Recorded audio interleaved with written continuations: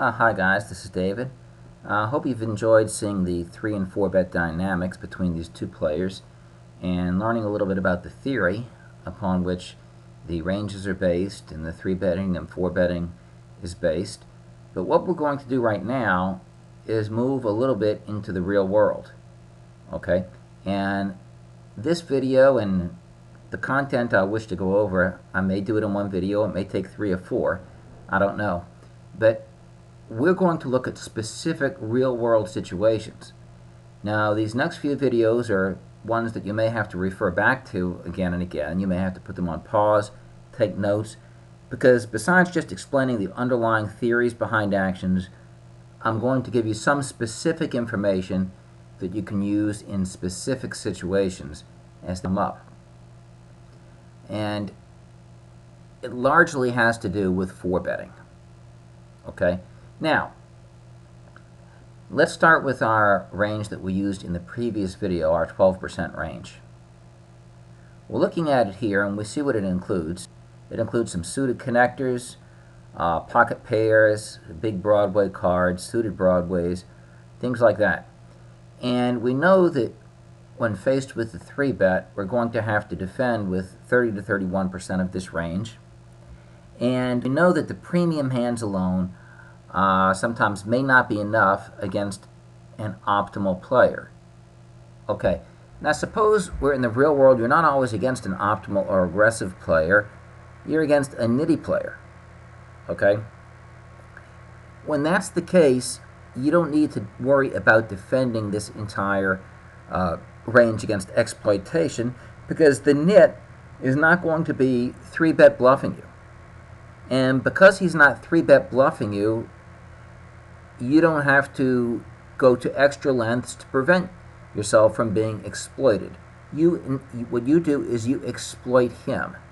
And the way that you exploit a nit is not by calling him down light, and it's not by trying to bluff him off of a strong hand.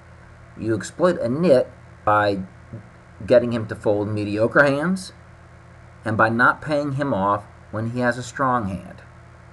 Okay? And when you open for a raise and you get 3-bet by the nit, he has a strong hand. When you're against a maniac who bluffs way more than optimally, you're going to defend more than the optimal 31%. You may add additional bluffs to your range.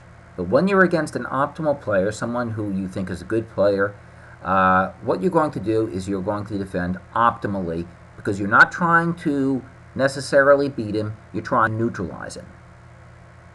Okay? Now, when you're faced against a normal type player, they might not be an extra nitty player, but when you're faced with a 3-bet, when you make original raise, those hands which you intend to come back over the top with the 4-bet will constitute part of your value range on your initial raise, even if when it comes around to the 4-betting time, they constitute bluff. And the very same hands that may constitute a value bet against some people may be a bluff against others. Okay? And I'm going to show you what we're talking about. Okay, so we come in for the initial raise. We get 3-bet by this player. Now we get to the 4-bet situation. Okay, we already know that ace-queen suited, we have suited and unsuited, and ace-jack, we already know that those are essentially 4-bet bluffs, and we're only going to be making 4-bet bluffs against aggressive players, mostly good players or players who 3-bet too frequently.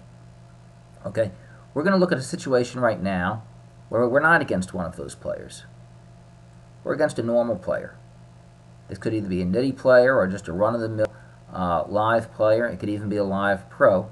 But the thing is, they're not going to have enough 3-bet bluffs in their range for us to, first of all, for us to even be required to 4-bet bluff to supplement our defense range. Plus, they won't be able to gain enough fold equity because there's not enough bluffs in your opponent's range that you're folding out. So let's look at our value range here. Okay, we're talking about pocket queens or better, or ace-king. And we're making a 4-bet with him to 2.5 times the size of the 3-bet. We're raising to $150. Now, are these bets value bets or are they bluffs? Okay, now strictly speaking, if you intend to call the shove, they are value bets. Okay, but here's the tricky thing. If you get shoved on, pocket queens and ace king are going to be an equity underdog. Okay? You're not folding them, but when you're calling with pocket aces and pocket kings, you expect to have an equity edge. But when you're calling with pocket queens and ace king, you already know that you're getting it in with the worst of it. Now, why are you getting it in with the worst of it?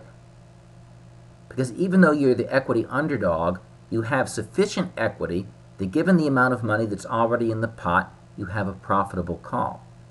When you 4-bet to $150, you've already put in a third of your stack.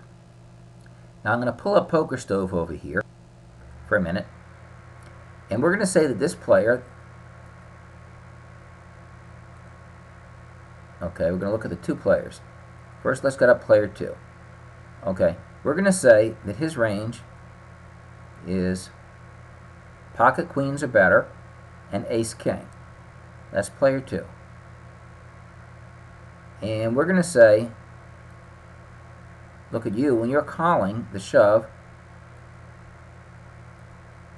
with just pocket queens or ace king. Okay, so here's his value range, and here's the bottom portion of your value range. What you see is that you only have about 40% equity against his value range. Okay, but you still have to call, because after you've put in 30% of your pot, of your stack, and he's matched it, you're getting a good enough price where you still have a profitable call, even though you expect to be the dog. Now, the bigger the stacks get, the more this ceases to be true. Okay, suppose you had $1,000 stacks instead of $500 stacks. At that point, when you 4-bet to $150, now you're only raising to 15% effective stacks. You're not raising to 30% effective stacks. And the same hands that may have been a call against a shove before become a fold. Now, this is sort of an introduction to what I'm going to be talking about in the next video. What I'm going to do in the next video is present situations where we have made this 4-bet for $150 with pocket queens or better or ace king. But what I'm going to do is define different villain types. Okay, here's your opponent's range that the hands that he could possibly be shoving with. And these range from pocket aces and kings to pocket queens, ace king, pocket jacks, pocket tens, pocket nines, and ace queen suited. Okay, but all villains will not be shoving all of these hands all of the time. What I'm going to do is show the EV for calling with pocket queens or ace king against various villain types for various stack sizes. And what you'll be able to do is take notes. And what you can do after that is when you're against an opponent and they're making a shove, you can put them into one of those categories. Say, okay, this is villain type 1, this is villain type 2. He's super aggressive, he's moderate, he's a nit. Stacks are this. And it'll give you a good idea of when you do and when you do not have sufficient equity to call with pocket queens, ace king offsuit, or ace king suited. Okay? Now, that serves as an introduction of what we're going to be doing in the next video.